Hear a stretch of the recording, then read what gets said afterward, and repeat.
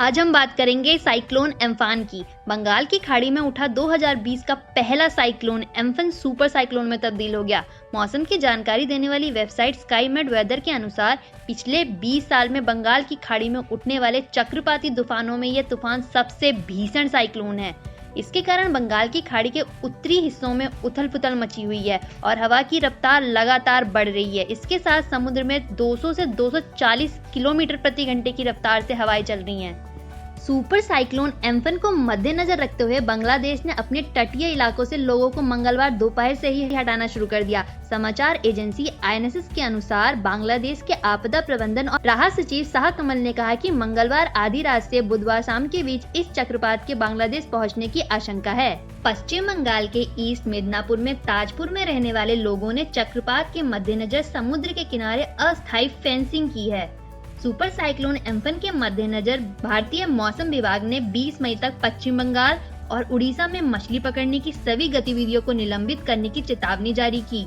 चक्रवाती तूफान एम्फन सोमवार को एक सुपर साइक्लोन में बदल गया। बंगाल की खाड़ी में उत्पन्न किसी चक्रवाती तूफान के सुपर साइक्लोन में बदलने की ये दूसरी घटना है। एम्फन जैसे जैसे आगे बढ़ रहा है, उड़ीसा और तटीय पश्चिम बंगाल के क्षेत्रों में हवा उग्र होती जा रही है। गृह मंत्री अमित शाह ने पश्चिम बंगाल की मुख्यमंत्री ममता बनर्जी और उड़ीसा के मुख्यमंत्री नवीन पटनायक से बातचीत की और दोनों राज्यों को केंद्र की तरफ से हर संभव मदद का आश्वासन दिया। बंगाल की खाड़ी में उठे सुपर साइक्लोन एम्फन उड़ीसा तट के करीब पहुंच गया। समाचार एजेंसी PTI के अनुसार राज्य के कई इलाकों में भारी बारिश शुरू हो गई।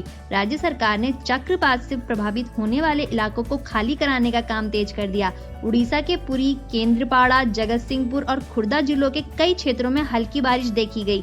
वर्षा और हवा की गति धीरे धीरे बढ़ने की संभावना है। IMD के महानिदेशक मृत्युंजय महापात्रा ने कहा कि सुपर साइक्लोन धीरे धीरे कमजोर हो रहा है और इसका प्रभाव उड़ीसा पर बहुत गंभीर होने की संभावना नहीं है। हालांकि जगत सिंहपुर, केंद्रपाड़ा, भद्रक और बालासोर जैसे तटीय जिलों में मंगलवार शाम से तेज हवाओं के साथ भारी बारिश होने की संभावना है। भारतीय मौसम विभाग ने बताया कि सुपर साइक्लोन एम्फन बुधवार को दोपहर या शाम तक सुंदरबन के नजदीक दीघा और हटिया द्वीप समूह से टकराएगा। इस दौरान हवा की गति 155 से लेकर 165 किलोमीटर प्रति घंटा से 185 किलोमीटर प्रति घंटा तक पहुंच सकती है।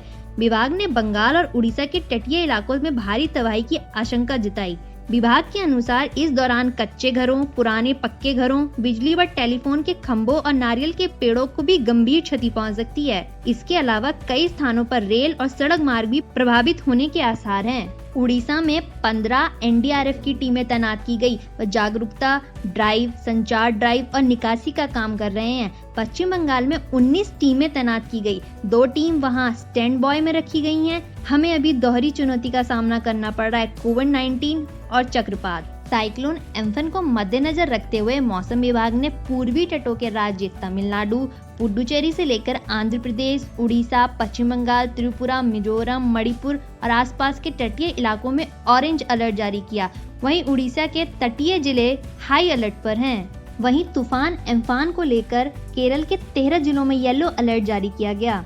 येलो अलर्ट का मतलब है कि लोगों और अधिकारियों को सतर्क रहना होगा क्योंकि राज्य में भारी बारिश की उम्मीद की जा रही है।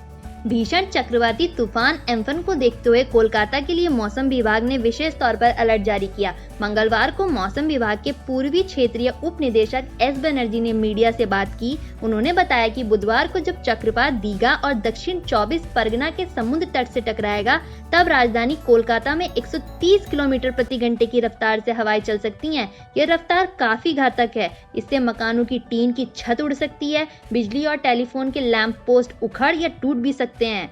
पेड़ों की ऊंची और मोटी डालियां टूटकर गिर सकती हैं, इसलिए लोगों को सावधानी बरतते हुए घरों में ही रहना चाहिए और घरों के दरवाजे खिड़कियां पूरी तरह से बंद होनी चाहिए।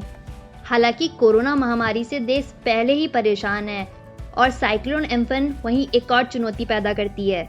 प्रधानमंत्री नरेंद्र मोदी ने चक्रवाती तूफान एम्फान से सबकी सुरक्षा की प्रार्थना की और आश्वासन दिया कि केंद्र की ओर से हर संभावित मदद की जाएगी। उन्होंने ट्विटर पर जानकारी दी कि एम्फान से राहत और बचाव की तैयारियों को लेकर समीक्षा बैठक की गई है।